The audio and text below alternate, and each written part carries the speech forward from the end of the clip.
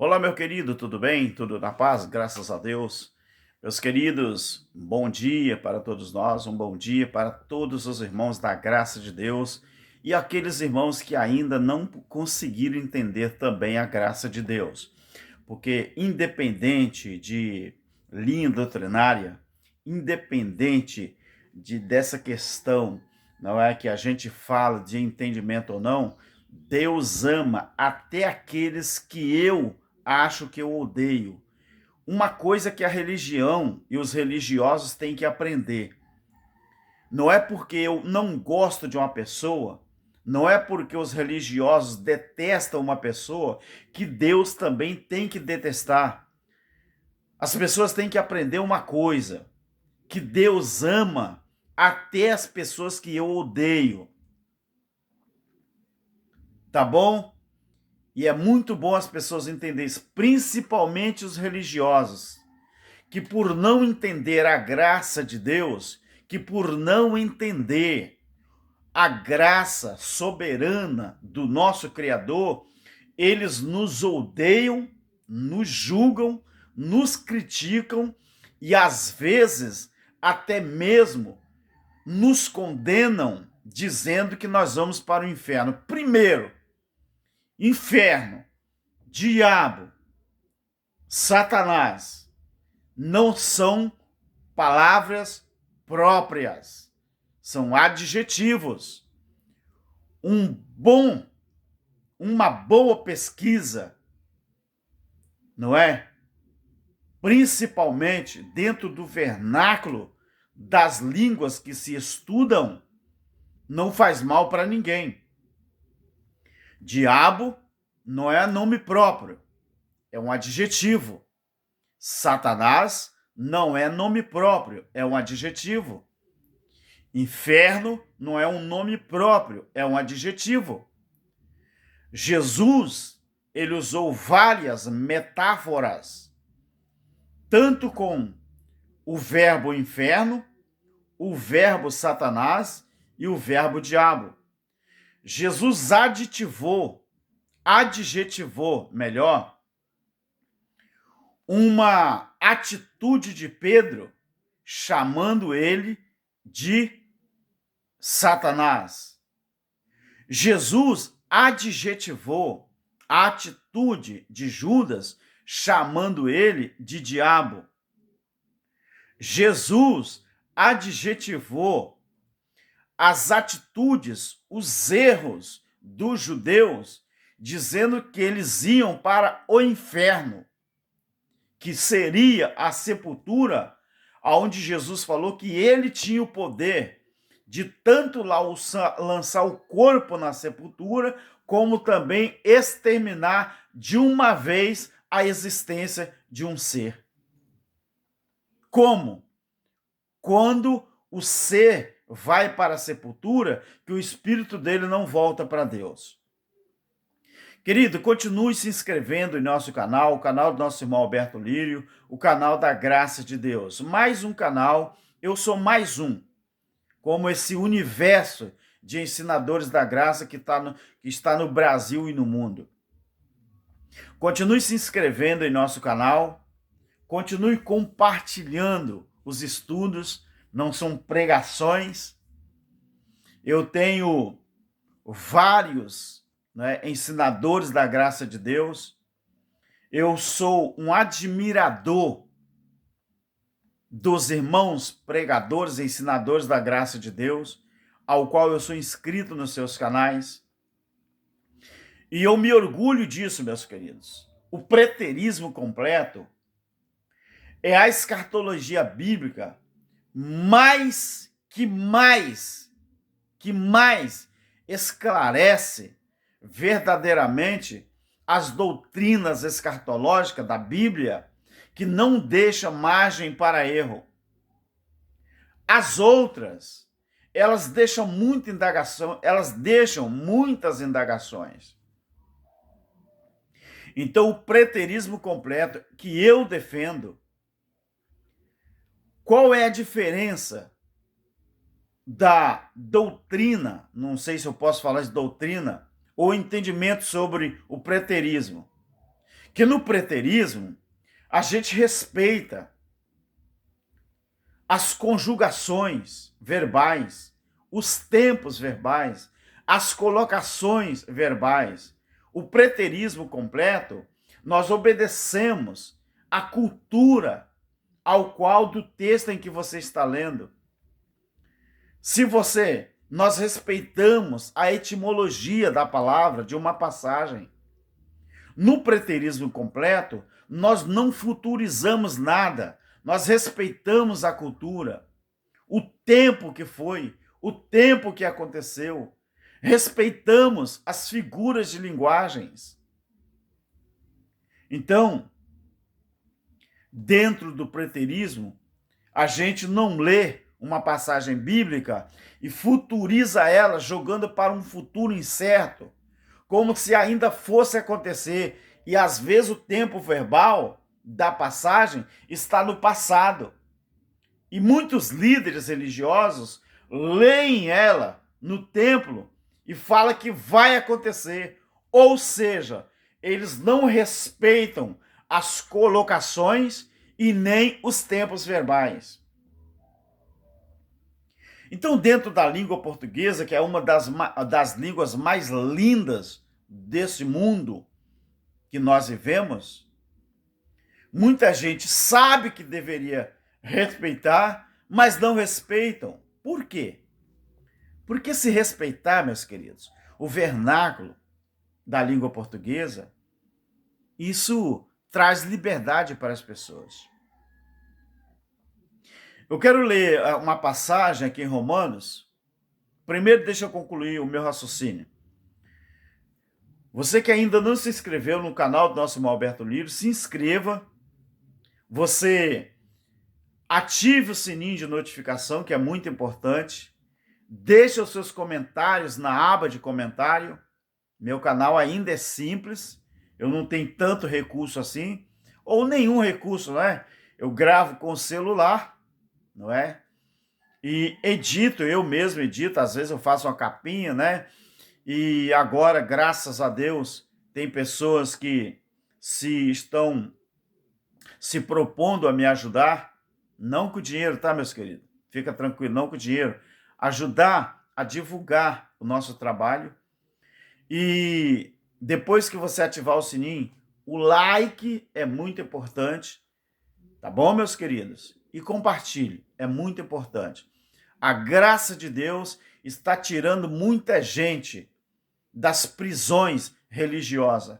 Haja vista a pouca vergonha que está acontecendo no mundo religioso, em que líderes religiosos estão aí com as contas bancárias recheadas, que dá para eles sustentar seus filhos, seus netos, seus bisnetos. Tudo tirado de onde?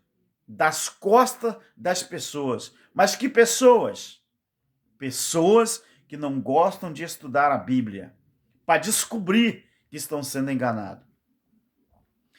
Eu quero ler capítulo 10 de Romanos, alguns versículos. Irmãos, o desejo do meu coração e a oração a Deus por Israel é para que se salvem. O corpo, salvar quem? O corpo? A mente. Pois lhe dou testemunho de que tem zelo de Deus, mas não com entendimento. Visto que não conhecer a justiça de Deus, isso aqui, meus queridos, que o Paulo está ensinando aos romanos, aos judeus romanos, é muito, mas muito preocupante.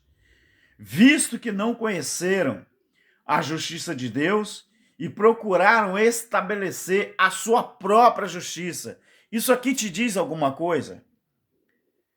Pessoas que não querem a justiça de Deus e estão estabelecendo a sua própria justiça. Isso está acontecendo no meio religioso, hoje, do século XXI? É claro que está. Não se sujeitaram à justiça que vem de Deus. O fim da lei é Cristo, mas é para a justiça daquele que crê. É aqui que eu quero ficar. O fim da lei, meus queridos, tem gente que diz que Cristo não aboliu a lei. Ele veio cumprir a lei. Meu querido, cumprir a lei, você acha que é o quê? Cumprir a lei é porque quando Jesus veio, os pactos estavam cruzados. O templo de Jerusalém estava de pé. Cristo veio cumprir a lei, porque a lei ela tinha que ser cumprida por o próprio Cristo como exemplo. Cristo se batizou na água, oblação. Por quê? Porque ele era o cordeiro do sacrifício que ia morrer pelos judeus.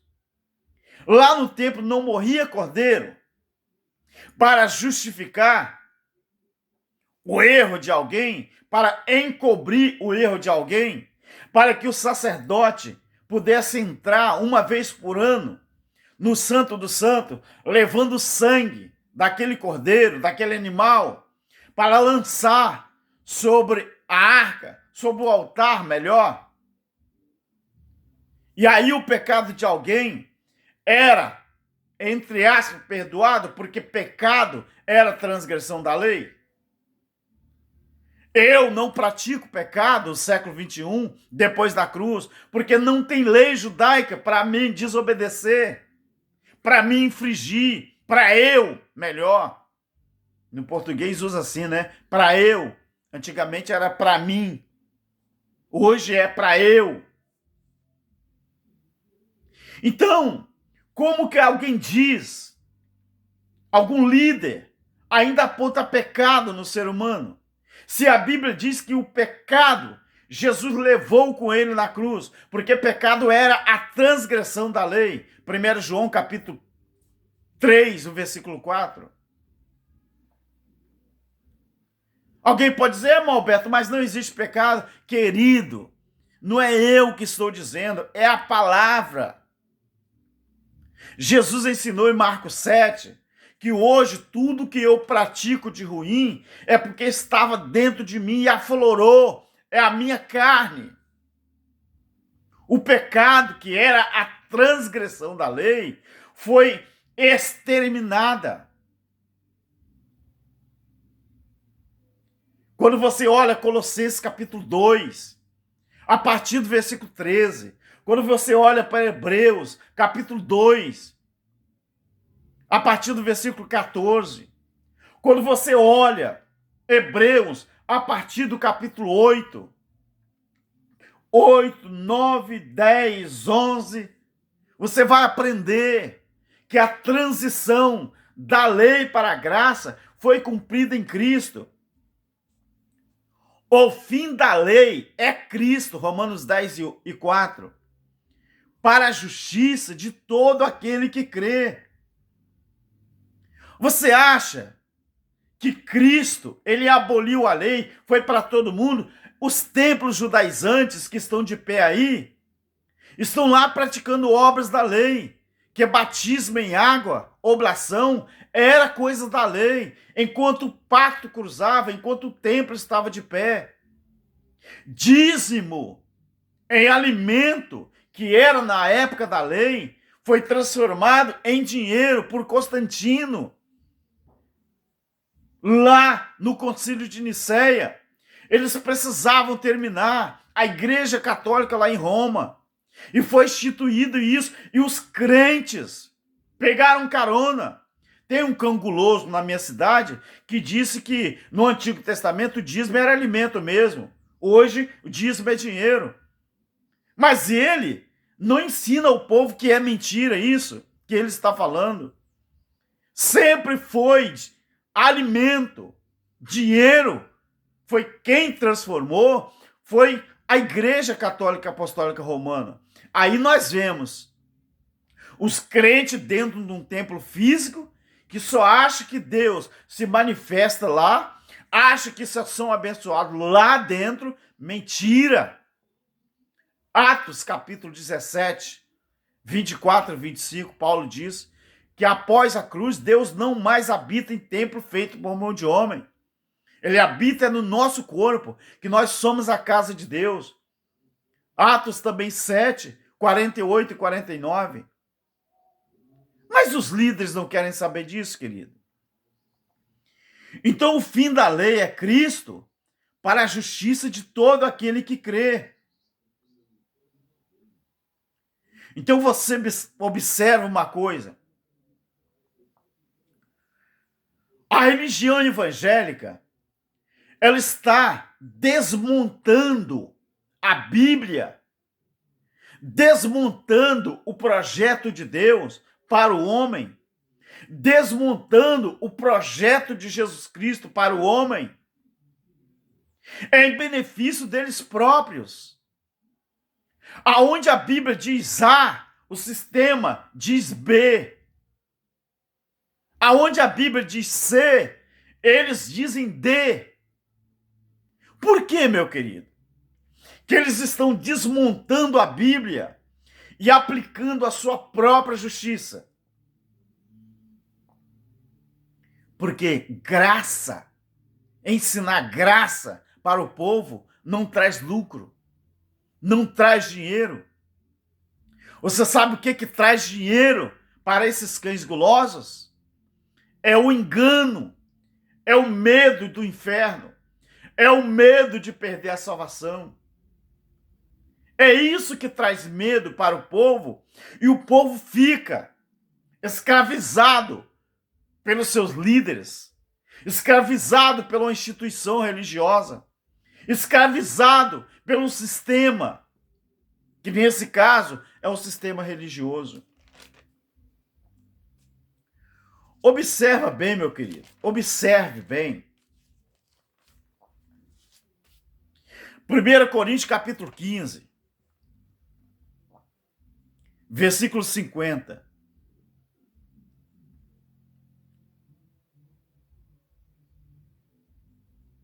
E agora digo isso, irmãos, que a carne e o sangue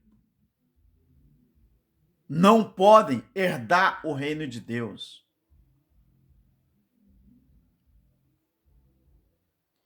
O arrebatamento físico não é pregado pela igreja evangélica?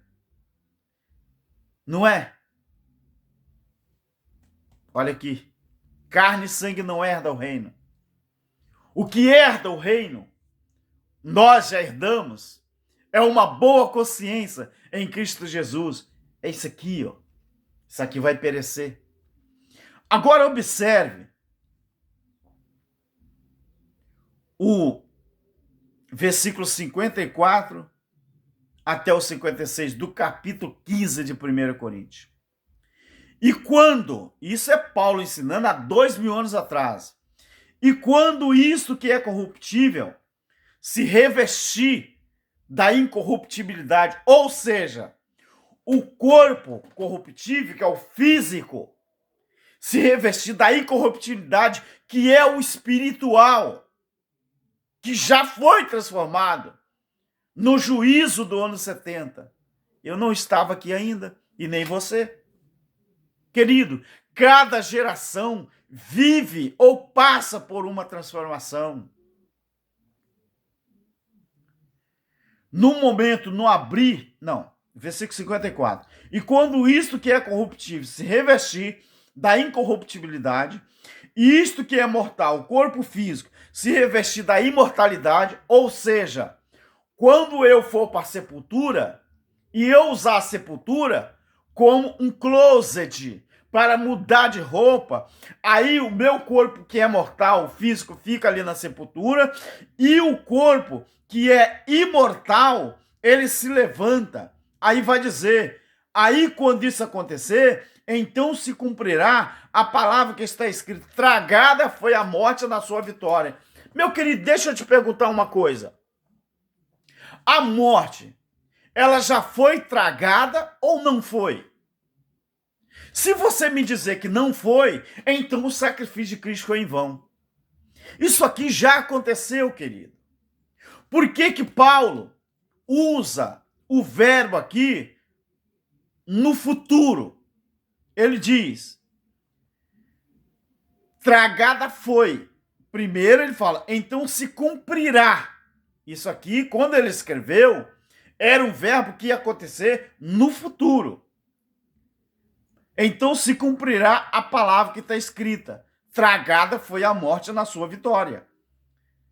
Quando Deus trouxe o juízo sobre Israel, que Israel pagou, capítulo 23 de Mateus, a partir do versículo 33, pagou desde o sangue de Abel até o profeta Zacarias. Você lembra quem era Zacarias? Era sacerdote também no templo. Então veja bem, aquela geração pagou pelo sangue derramado desde Abel até Zacarias. Agora observe isso aqui. Onde está, ó morte, o teu arguilhão? Onde está, ó morte, a tua vitória? Ora, preste atenção, na conjugação e no tempo verbal. Ora, o arguilhão da morte é o pecado. Por quê? E a força do pecado era a lei. O arguilhão da morte é o pecado. Quando Paulo escreveu isso aqui, a lei estava em vigor. O arguilhão da morte é o pecado. Por quê? Porque pecado era a transgressão da lei. E a força do pecado era a lei. Por quê? Porque enquanto existia uma lei que estava dizendo que transgredir aquela lei era pecado, então o pecado estava em plena evidência e em plena força. Por isso que Deus, através de Jesus, ele tinha que tragar aquela transgressão. Então, quando Daniel falou que a transgressão ela ia ter fim, ele estava falando do pecado, que era a transgressão da lei. Então, Daniel, ele disse que ia acontecer o final da transgressão do povo de Israel, mas a transgressão ela foi batizada com o nome de pecado, do mesmo jeito que o Código Penal brasileiro adjetiva os crimes, colocando números para facilitar. A transgressão em Israel, a transgressão da lei, ela foi batizada com o nome de pecado. Assim como existe uma relação extraconjugal de duas pessoas, tem o nome de adultério. Ou seja, adultério não é um nome próprio. Ele é um adjetivo usado para colocar nome naquela transgressão, naquele erro que o casal cometeu. Cometeram adultério? Cometeu. Mas qual o nome daquela